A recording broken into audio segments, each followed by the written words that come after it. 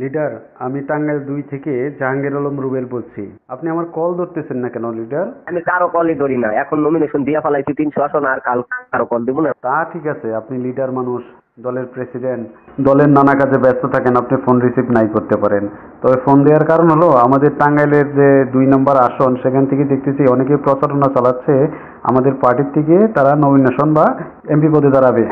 আপনারে বলি, আপনার নমিনেশন কনফার্ম করছি না, তাহলে আপনি চুপচাপ বসে থাকেন। এখন আমি ভাবতেছি বস, আমাদের টাঙ্গাইল ২ থেকে একটা সমাবেশের আয়োজন করি, আপনি কি বলেন? আমাদের ডাক দেবো, টাকায় আইবেন। না, ঢাকায় এখন সমাবেশ করলে গণধোলাইও খাইতে পারি, কারণ আমাদের দলের তো কোনো নিবন্ধন নাই, মার্কাও নাই। তাহলে কেমনে করে করব?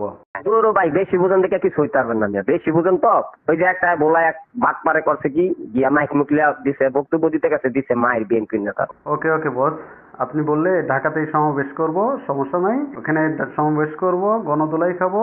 আপনার জন্য গণধোলাই খেতেও কোনো রকম কোনো দ্বিধা থাকবে না।